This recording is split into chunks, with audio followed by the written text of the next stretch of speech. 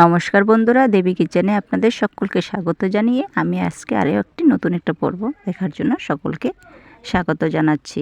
আমি আজকে আপনাদেরকে চুষি পিঠা তৈরি করে দেখাবো, একদমই সহজভাবে, আর খেতেও দুর্দান্ত লাগে এই গুড় চুষি পিঠা। তো তাহলে চলুন রেসিপিটা শুরু করা যাক। প্রথমে দেখুন, আমি গ্যাসেতে একটা কড়াই বসিয়ে তার মধ্যে 2 বাটি জল এখানে অ্যাড করেছি। তারপর এই জলের মধ্যে আমি সামান্য পরিমাণে লবণ দিয়ে দিলাম। এখন ভালো করে জলটাকে ফুটিয়ে নেব। তো দেখুন, জলটা যখন ফুটে উঠবে তখন যে বাটি মেপে আমি জল দিয়েছি সেই বাটি মেপেই 2 বাটি চালের গুঁড়ো এখানে ব্যবহার করছি। 2 বাটি জলের মধ্যে 2 বাটি চালের গুঁড়ো ব্যবহার করলাম। তো দেখুন বন্ধুরা, আমি চালের গুঁড়োটাকে জলের সাথে ভালো করে মিশিয়ে একটা ডো তৈরি করে নিচ্ছি। তো আপনারা কিন্তু চালের গুঁড়োটাকে জলটাকে ফুটিয়ে তারপর ব্যবহার করবেন, তাহলে ডোটা খুব সুন্দরভাবে তৈরি হয়ে যাবে। তো দেখতে পাচ্ছেন, আর এই অবস্থাতে চুলার আঁচটা কিন্তু একদমই মিডিয়ামে রাখতে হবে। তো খুব সুন্দর করে আমি একটা ডো তৈরি করে নিচ্ছি। দেখতে পাচ্ছেন বন্ধুরা, দেখুন আমি আপনাদেরকে হাত দিয়ে দেখিয়ে দিচ্ছি, আর ডোটা খুব সুন্দরভাবে তৈরি হয়ে গেছে। এখন নামিয়ে নিচ্ছি। তো গরম অবস্থায় আমি একটা বলেতে নিয়ে নিলাম। এখন হালকা একটু ঠান্ডা হয়ে গেলে আমি ভালো করে মিশিয়ে কষলে কষলে ভালো করে একটা ডো তৈরি করে নেব। খুবই গরম, তাই একটু ঠান্ডা অবস্থাতে আমি করে নিচ্ছি। তো কিছুক্ষণ ঠান্ডা হওয়ার পর আমি ভালো করে একটা ডো মিশিয়ে নেব।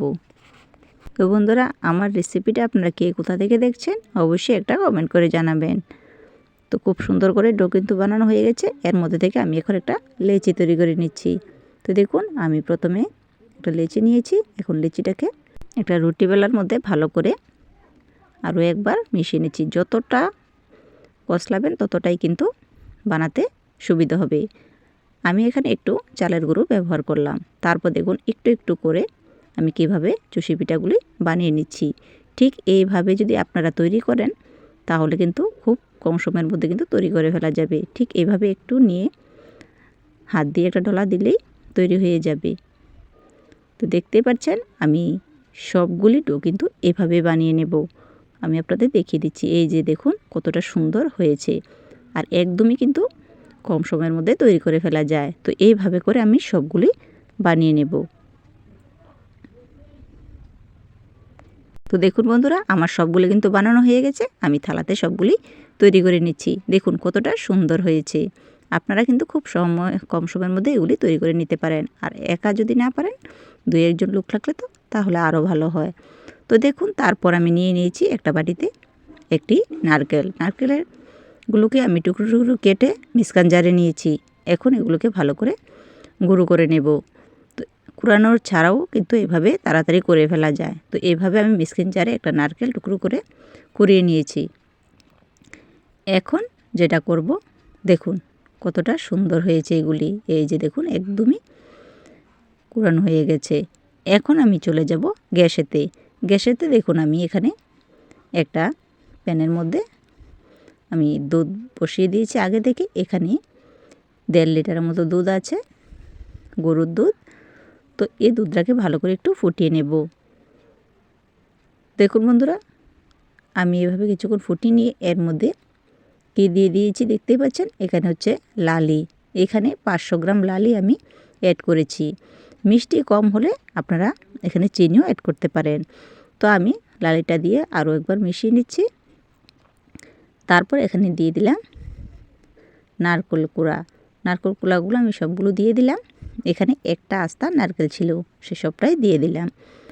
ভালো করে নাড়াচাড়ার মধ্যে কিন্তু রাখতে হবে। তারপর এখানে আমি দিয়ে দেব সামান্য একটু লবণ। তো দেখতে পাচ্ছি সামান্য একটু লবণ এখানে আমি অ্যাড করে দিয়েছি। এখন দেখুন দুধের কিন্তু বরফ খুব সুন্দরভাবে চলে আসছে।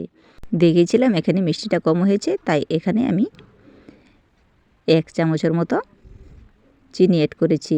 যে চামচটা দিয়ে আমি নাড়াচাড়া করেছি ঠিক এই চামচের মাপে 1 চামচ চিনি আমি এখানে অ্যাড করে দিলাম। আপনারা আপনাদের মিষ্টি প্রয়োজনে দিয়ে দিতে পারেন। তো দেখুন দুধের বরফ চলে আসতেই আমি এখানে চুষি পিঠাগুলি তুলে দিচ্ছি। চুষি পিঠাগুলো দেওয়ার মধ্যে আমাকে সহযোগিতা করেছিলেন আমার মা, কারণ দুধটা কিন্তু একবারে নাড়াচাড়ার মধ্যে রাখতে হবে, না হলে তলাতে দলা পেকে যেতে পারে, সেই জন্য এইভাবে একজনকে দিয়ে আমি কাজটা করেছি। তো দেখুন বন্ধুরা, খুব কম সময়ের মধ্যে কিন্তু এই পিঠেগুলি তৈরি করে ফেলা যায়। আর এই শীতকালে কিন্তু এই চুষি পিঠা, চিতই পিঠার সাথে তো অসাধারণ লাগবে খেতে। আপনারা ঝটফটে শীত চলে যাওয়ার আগে এই পিঠেগুলি বানিয়ে নিতে পারেন একদমই কম সময়ের মধ্যে। আমি মিনিমাম 5 থেকে 10 মিনিটের মতো একটু ফুটিয়ে নিয়েছি। 10 মিনিট লাগাইনি, মিনিমাম 5 মিনিটের মধ্যেই কিন্তু চুষি পিঠাগুলি দিয়ে অনবরত নাড়তে শুরু করে দিয়েছি।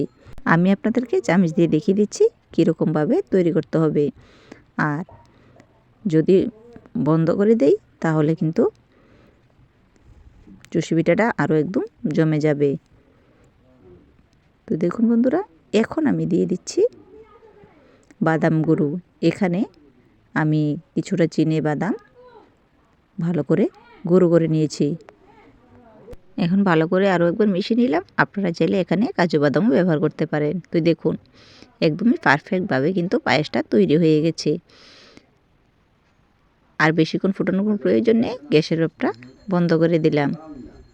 এখন ঢাকনা দিয়ে রেখে মিনিমাম 10 মিনিটের মতো রেখে দিয়েছি। দেখুন কতটা জমে গেছে, কতটা সুন্দর হয়ে গেছে এই পায়েসটা।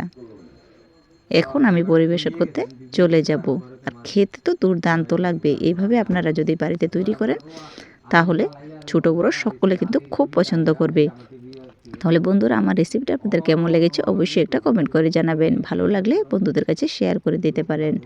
আর যারা যারা আমার চ্যানেলটাকে এখনও সাবস্ক্রাইব করেননি তারা অবশ্যই আমার চ্যানেলটাকে সাবস্ক্রাইব করে আমার পাশে থাকা বেল আইকনটিতে ক্লিক করে রাখবেন।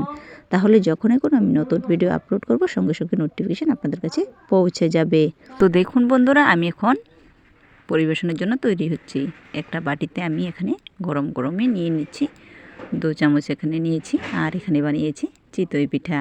দেখুন, চিতই পিঠে দিয়ে এইভাবে চুষি পিঠা খেতে তো দুর্দান্ত লাগে। আপনারাও ঝটফট তৈরি করে নিন। আর এই চিতই পিঠা যদি আপনাদের দেখতে ইচ্ছে হয় তাহলে অবশ্যই আমায় কমেন্ট বক্সে একটা কমেন্ট করে জানান। তাহলে বন্ধুরা, আমার এই রেসিপি আপনাদের কেমন লেগেছে আপনি কিন্তু কমেন্ট করতে একদমই ভুলবেন না।